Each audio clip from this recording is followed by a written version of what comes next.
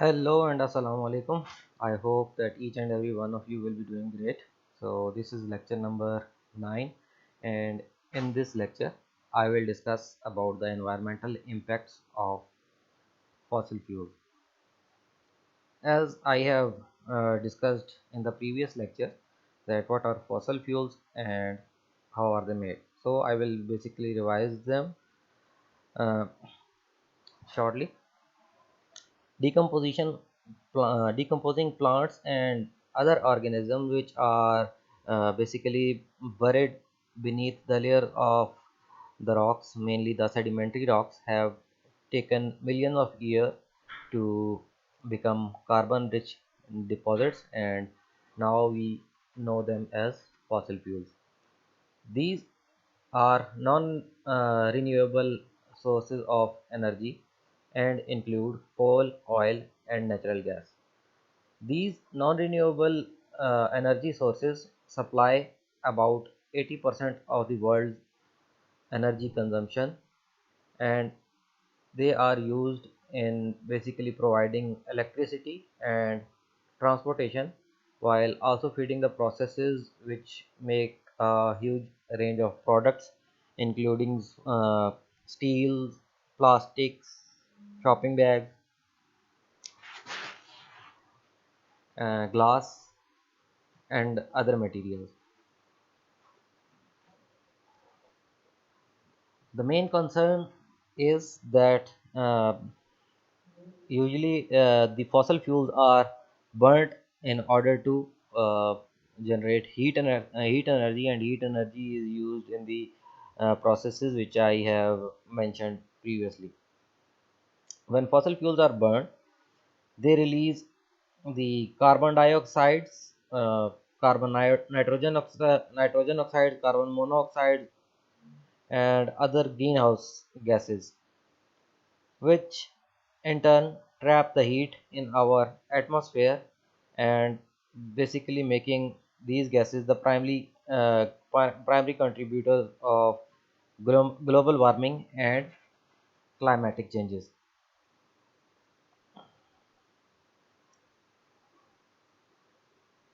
The effects of greenhouse gases emissions are serious climatic disturbances, and they are potentially harmful for human civilization, and wide scale malnutrition, including deaths even if civilization is not completely wiped out.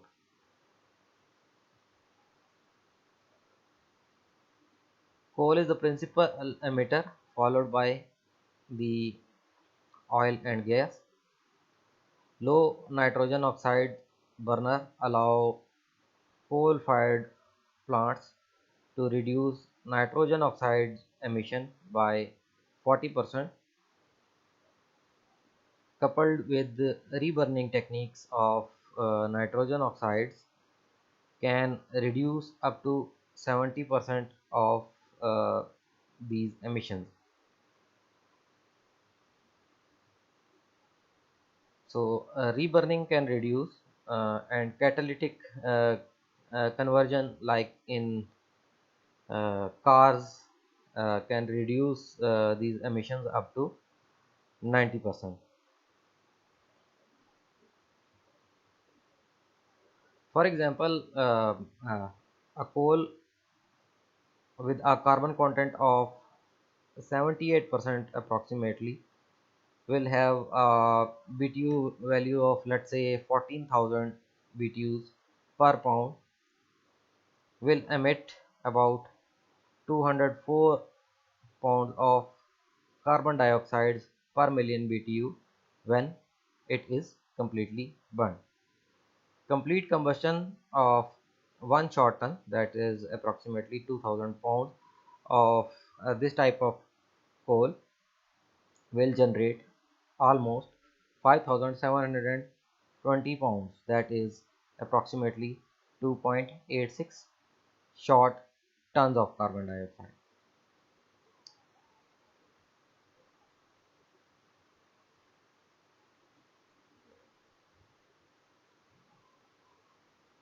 Additional costs associated with carbon dioxide handling in coal power plants that I mentioned earlier, like low nitrogen oxide burners and catalytic converters,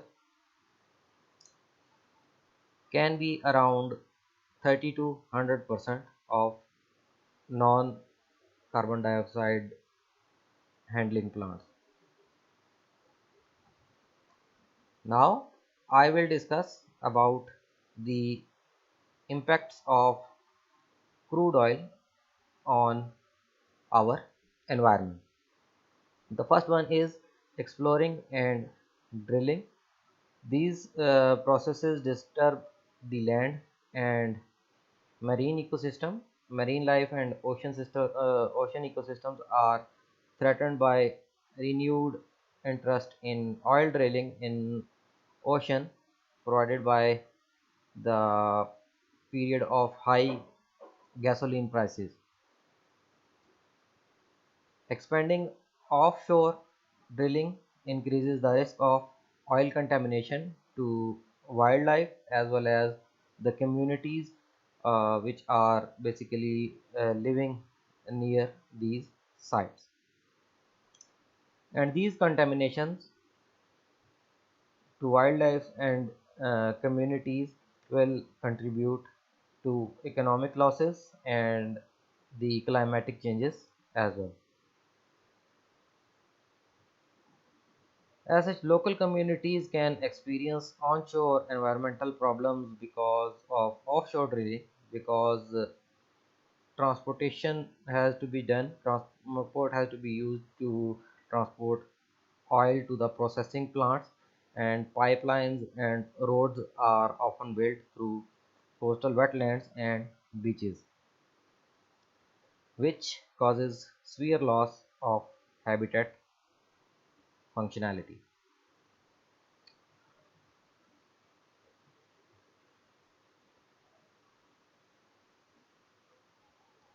New techniques, advanced techniques have made it possible to discover oil reservoirs with less drillings. Also, satellite and GPS imagery systems are used for discovery of oil reservoirs, and remote sensing devices are also used.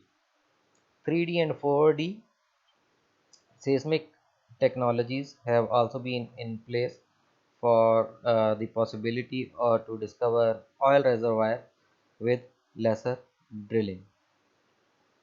There are significant water requirements in hydraulic fracking of sedimentary rocks or shale rocks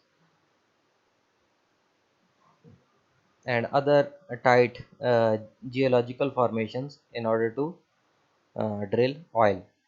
These techniques use hazardous chemicals which may release oil from the rocks. Improper maintenance and operation may also lead to leakage of these chemicals in water resources and thereby disturbing the marine ecosystem.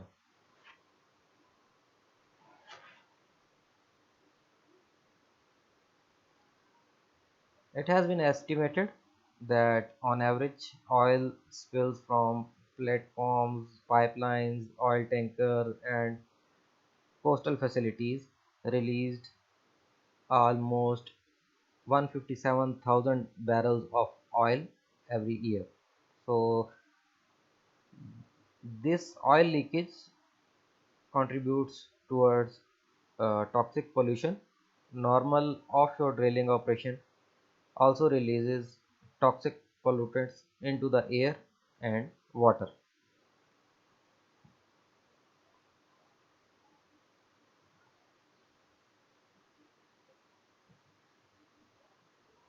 The solution of these types of problems is that we can restore the old well sites and creation of artificial reefs.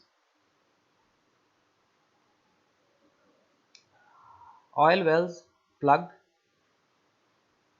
when they run dry and surrounding areas are restored. Offshore rigs tripped over once they run their source, settle down in seabeds to form artificial reefs, and the second one is increased recreational fishing. So this is the example of two types of hull tankers that is basically used to transport oil.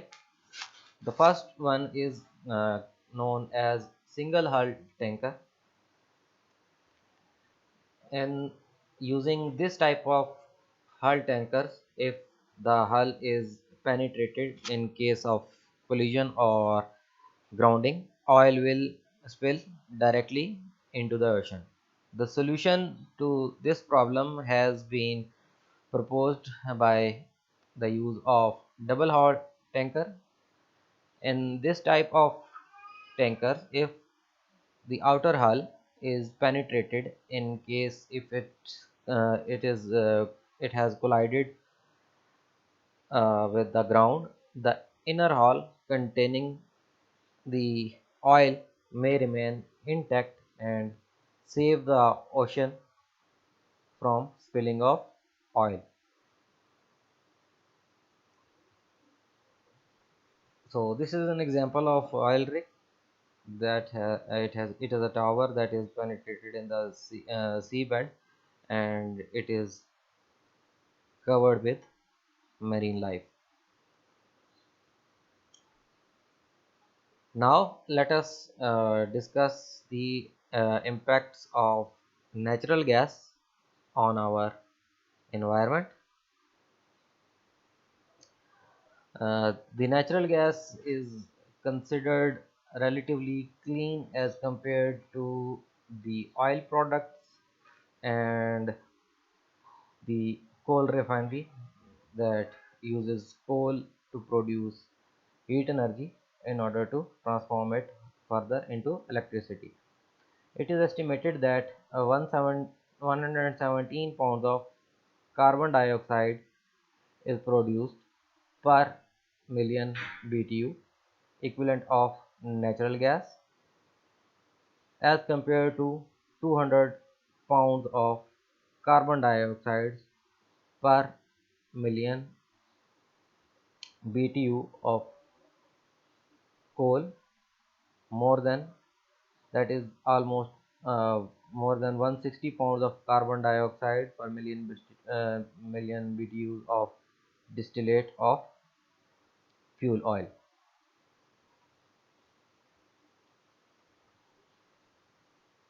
Natural gas is also released into the atmosphere due to leaks from oil and natural gas reservoirs and wells, and steps must be taken to reduce these emissions.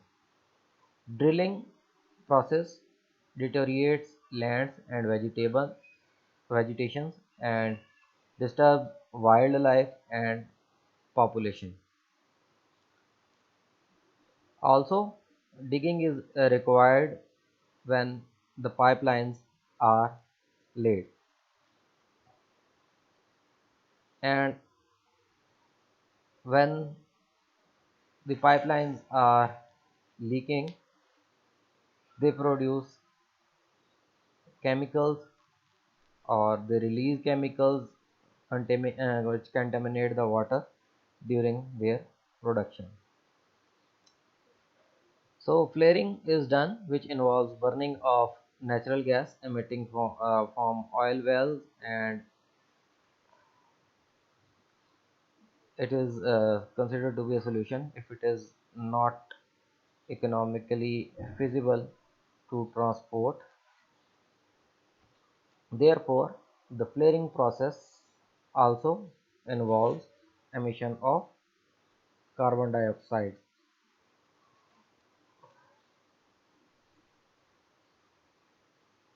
The most common uh, picture that we can see of flaring is This one, this is an oil rig, and we might not be able to transport the produced gas, so it is not economically feasible, so it is being flared. The most common commonly stated reason that why the natural gas is being flared in oil rigs is that they say the pressure relief to prevent the risk of explosions from simply venting large amount of reactive gases. Furthermore, waste products removal from chemical production processing, so it is considered to safely combust the volatile organic compounds.